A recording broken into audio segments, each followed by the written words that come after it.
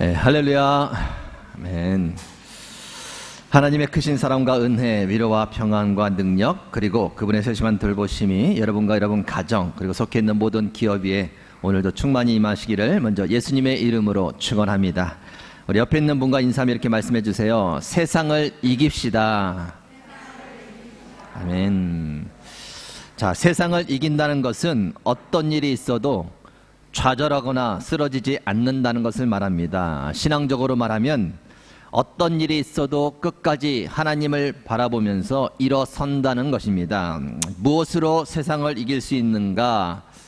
한번 좀 따라해 주시기 바랍니다. 믿음으로 세상을 이길 수 있습니다.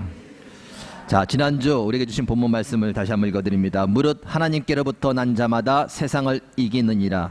세상을 이기는 승리는 이것이니 우리의 믿음이니라. 세상을 이길 수 있는 것은 믿음입니다. 믿음이 있어야 끝까지 좌절하지 않고 하나님을 바라보며 주어진 일들을 능히 감당해 낼 수 있습니다. 자, 그렇다면 세상을 이길 수 있는 믿음은 언제 생기는가? 언제 세상을 이길 수 있는 믿음으로 성장할 수 있는가? 많은 사람들이 생각합니다. 기적이 있어야 한다고, 그리고 기도 응답이 있어야 한다고. 물론 기적과 기도 응답은 우리에게 믿음을 줍니다. 하나님의 살아계심에 대한 확고한 믿음을 갖게 해줍니다. 그러나 그것으로는 절대 믿음이 성장하지 않습니다. 오히려 믿음을 약하게 만듭니다. 더 이상 기적이 일어나지 않고 더 이상 내가 원하는 대로의 기도 응답이 없을 때가 있기 때문입니다. 믿음이 성장할 수 있는 때는 오히려 그 반대 상황이에요. 의심의 상황, 믿을 수 없는 상황, 눈에 보이는 아무런 증거가 없는 상황, 그때 힘써 하나님을 믿는 거예요. 하나님의 살아계심을, 하나님께서 나와 함께 하심을, 하나님께서 나를 사랑하심을, 하나님께서 반드시 약속을 지키실 것임을 굳게 믿는 겁니다. 믿음의 사람 다윗이 그랬던 것처럼, 수많은 믿음의 사람들이 그래 왔던 것처럼, 그래도 하나님을 신뢰하겠다고, 그래도 하나님께 감사하겠다고, 그래도 하나님께 찬양과 예배를 드리겠다고 그렇게 선포하며 나아가는 거예요. 그럴 때 우리의 믿음은 세상을 이길 수 있는 믿음으로 커져가는 것입니다. 지금 여러분의 상황이 어떠하든지 끝까지 하나님을 믿으시는 가운데 더욱 믿음이 성장하여 그 믿음으로 세상을 넉넉히 이기며 나아가시는 모든 미랄 가정 여러분이 되시기를 다시 한번 예수님의 이름으로 축원합니다. 옆에 분에게 좀 말씀해 주세요. 믿음으로 세상을 이깁시다. 아멘. 자, 여기까지 지난주 설교 말씀의 요약이었고요. 오늘 말씀의 제목을 우리 함께 한 목소리 읽겠습니다. 시작. 간절함이 곧 믿음입니다. 간절함이 곧 믿음입니다. 우리가 신앙생활을 함에 있어 빼놓을 수 없는 아주 중요한 신앙의 자세 중 하나는 간절함입니다. 간절함은 신앙의 열정을 말해요.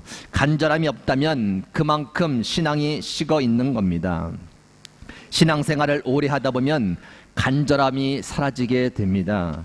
어차피 하나님의 뜻대로 될 것을 알기에 그렇게 간절히 무엇인가 바라지 않게 됩니다. 그러나 조심해야 돼요. 모든 것이 하나님의 뜻대로 되는 것은 맞지만 그 뜻이 이루어지기 위해서 우리는 더욱 간절히 하나님께 나아가야 한다는 거예요. 신앙이 오래되면 오래될수록 우리 안에 간절함이 더욱 뜨거워져야 한다는 겁니다. 그것이 정상이에요. 혹 여러분 안에 간절함이 사라지셨다면 오늘 이 말씀을 통해 다시금 하나님께 향한 간절함이 회복되는 은혜가 있기를 축원합니다.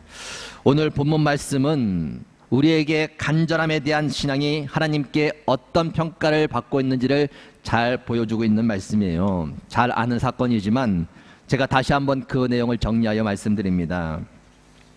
12년 동안 병으로 고군분투했던 한 여인이 있었습니다. 무슨 병인가 하면 혈루증이라는 병이에요. 여자는 한 달에 한 번 생리를 하게 되는데 그 생리가 멈추지 않는 겁니다. 계속해서 피가 흘러나오는 병이었습니다. 그 병을 12년 동안 알아온 거예요. 얼마나 힘들었겠습니까? 얼마나 고치고 싶었겠습니까? 그 병을 고치기 위해서 그녀는 수많은 의사를 찾아갔습니다. 그리고 수많은 돈을 썼습니다. 그런데 26절에 보면 이렇게 이야기를 합니다. 많은 의사에게 많은 괴로움을 받았고 가진 것도 다 허비되었으되 아무 효험이 없고 도리어 더 중하여졌더라. 많은 의사에게 찾아갔지만 고침을 받지 못한 거예요. 오히려 그 의사들 때문에 수치심을 느끼고 괴로움이 더해졌다는 겁니다. 구약시대 율법에 보면 혈류병은 부정한 병으로 그렇게 명시가 되어 있습니다. 그리고 혈류병이 있는 여인은 부정한 여인으로 취급을 받았어요. 그런 시각으로 의사들이 그 여인을 대했다는 겁니다. 치료는커녕 상처만 남은 거예요. 그리고 이 방법 저 방법을 다 쓰다가 가진 돈을 다 허비하게 됩니다. 그리고 병은 오히려 더 악화되었고요. 한마디로 최악의 상태가 된 겁니다. 그때 그녀는 소문을 듣습니다. 어떤 소문일까요? 예수님에 대한 소문이에요. 메시아, 구원자, 하나님의 아들, 모든 병을 고치시고 귀신도 쫓아내어 주시고 죽은 사람도 살리신다는 그 예수님이 그녀가 사는 지역에 오셨다는 것을 들은 겁니다. 얼마나 예수님을 만나고 싶었겠습니까? 얼마나 간절했겠습니까? 수많은 사람들이 예수님의 주변에 모여들었어요. 비집고 들어갈 틈도 없이 예수님을 애워싸고 있었습니다. 그런데 그녀가 그 틈을 비집고 들어갑니다. 필사적으로 사람들 사이를 비집고 들어가요. 그리고 마침내 예수님의 뒤편까지 접근합니다. 그러나 아직 사람들 때문에 예수님께 가까이 갈 수가 없었습니다. 그래서 그녀는 사람들 틈으로 손을 뻗었어요. 손으로 예수님의 옷자락이라도 만지면 병이 나을 수도 있을까 해서 그렇게 했습니다. 그런데 손이 닿지 않는 거예요. 그녀는 포기하지 않았습니다. 더 힘써 사람들을 밀치며 손을 뻗었습니다. 마침내 그녀는 손으로 예수님의 옷자락을 만지게 되었습니다. 어떤 일이 벌어졌을까요? 29절. 이에 그의 혈로 근원이 곧 마름에 병이 나온 줄을 몸에 깨달으니라. 그녀의 몸에 있던 혈류의 근원이 말라버렸습니다. 병이 고쳐진 거예요. 잠시 후 예수님이 자신의 옷자락에 손을 댄 사람을 찾습니다. 그녀는 두려워 떨며 예수님 앞에 엎드려 모든 사실을 말했습니다. 원래 부정한 자가 누군가에게 손을 대면 그 사람도 부정해지는 것이 율법이었습니다. 그것을 알면서도 그 여인은 예수님께 손을 댄 거예요. 왜요? 간절함 때문에. 병이 낫고 싶은 간절함, 예수님께 고침받고 싶은 간절함, 예수님을 만나고자 하는 그 간절함 때문에 그 모든 것을 뒤로하고 그런 행동을 한 겁니다. 그런데 예수님은 그녀의 그 간절함에 대해 뭐라고 평가해 주셨을까요? 34절 말씀은 좀 함께 같이 읽겠습니다. 시작. 예수께서 이르시되 딸아 내 믿음이 너를 구원하였으니 평안히 가라 내 병에서 놓여 건강할지니라. 예수님은 그녀의 그 간절함을 믿음이라고 평가해 주셨습니다. 왜일까요? 그녀의 간절함을 왜 예수님께서 믿음이라고 여겨주셨을까요? 간절함은 믿음에서 나오는 것이기 때문이에요. 진짜 믿는다면 간절함이 생기게 되어 있다라는 거예요. 27절에서 28절 두 절도 같이 있습니다. 27, 28 시작. 예수의 소문을 듣고 무리 가운데 끼어 뒤로 와서 그의 옷에 손을 대니 이는 내가 그의 옷에만 손을 대어도 구원을 받으리라 생각함이려라. 그녀에게는 믿음이 있었습니다. 어떤 믿음인가요? 예수님의 옷에만 손을 대어도 병에서 구원받을 것이다 라는 믿음이 있었습니다. 그 믿음이 있으니까 더 간절해지는 거예요. 병을 낫고 싶은 간절함, 예수님께 고침받고 싶은 간절함, 어떻게 해서라도 예수님께 나아가 옷에 손을 대어야겠다는 그 간절함이 생겼다라는 겁니다. 좀 한번 좀 따라해 주시기 바랍니다. 간절함이 곧 믿음입니다. 간절함이 곧 믿음이에요. 하나님은 우리의 믿음을 보시기 전에 우리에게 얼마나 간절함이 있는가를 보십니다. 왜냐하면 간절함이 없는 믿음은 혹 죽은 믿음일 수 있기 때문이에요. 우리는 날카롭게 우리의 모습을 좀 점검해 봐야 됩니다.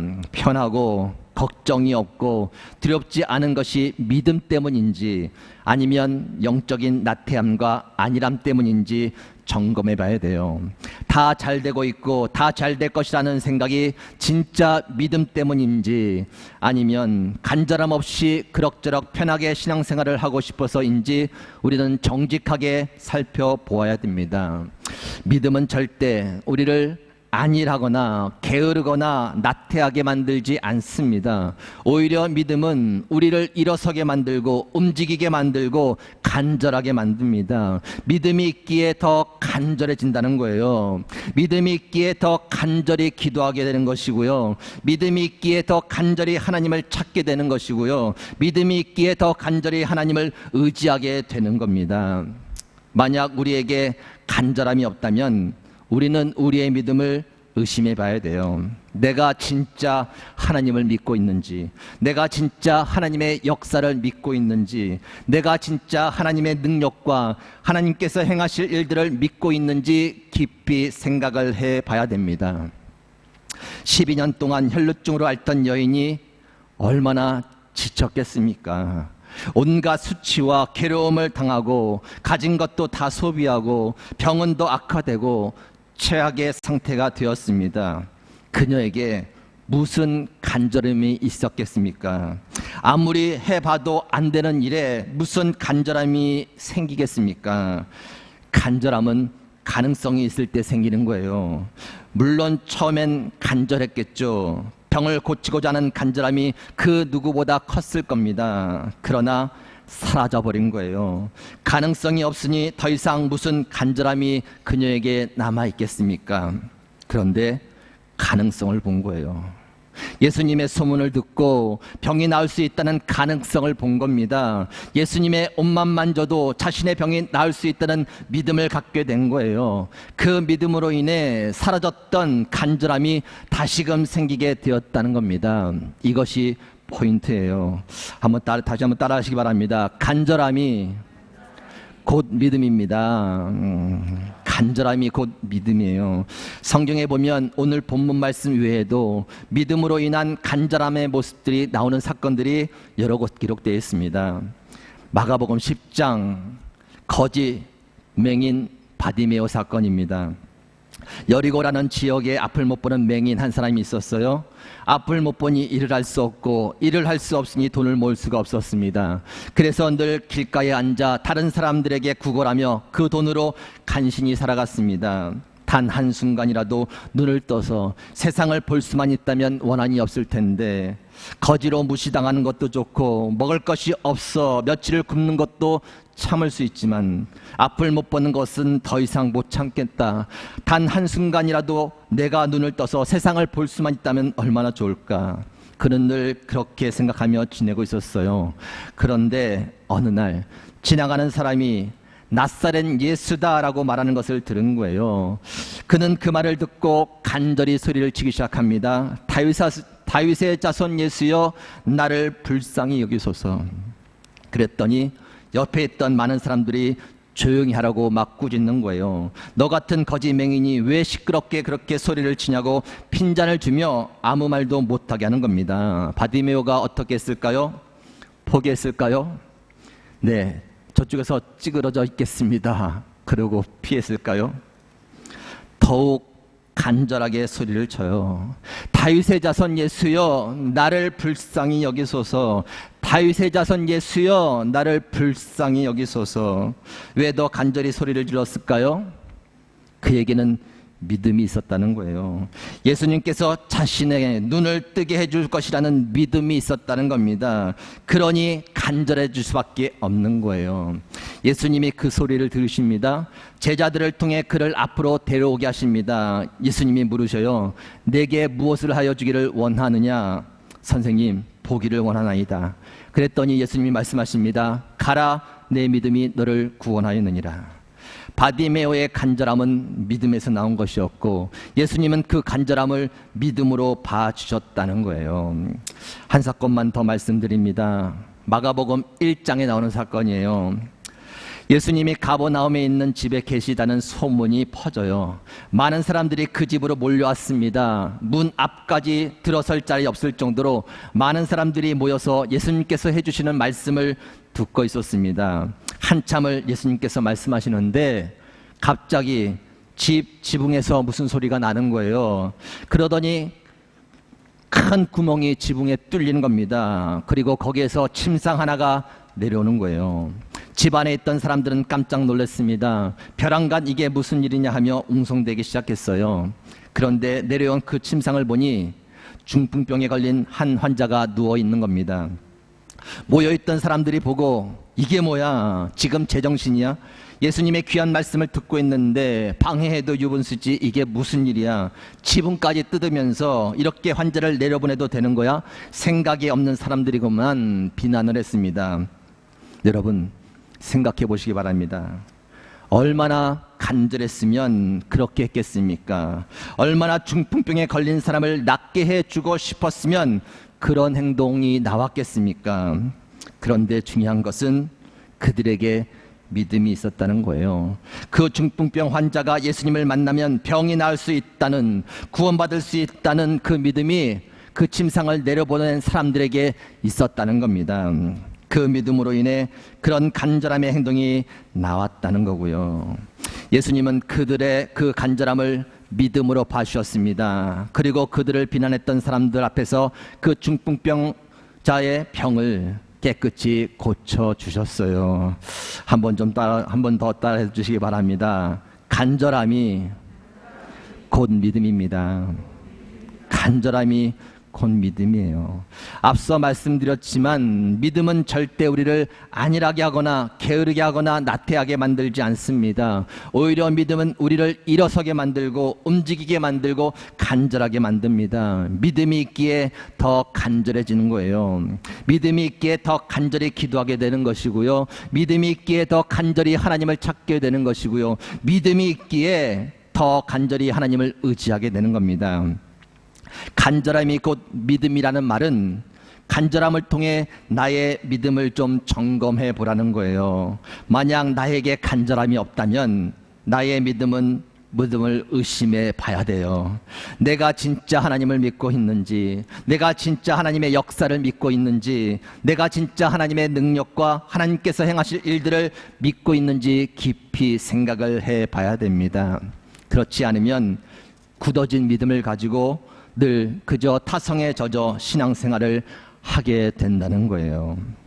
12년 동안 혈류병을 앓으며 최악의 상태가 되어버린 여인, 예수님의 옷에 손만 대어도 병이 나을 것이라는 믿음을 가지고 간절한 마음으로 예수님께 나아갔습니다. 예수님은 그녀의 간절함을 믿음으로 여겨주시며 큰 은혜를 베풀어 주셨습니다. 이 시간 여러분의 믿음이 다시금 새로워지며 그로 인해 잃었던 사라졌던 간절함이 회복되고 그 간절함을 믿음으로 여겨주시는 하나님의 그 큰 은혜를 입으며 더 힘있게 전진하며 승리해 나가시는 모든 미래 가족 여러분이 되시기를 예수님의 이름으로 축원합니다. 하나님 감사합니다. 오늘도 생명의 말씀을 통하여 우리의 모습을 점검케 하시고 생명의 길로 걸어갈 수 있는 길로 인도해 주셨으니 진심으로 감사를 드립니다.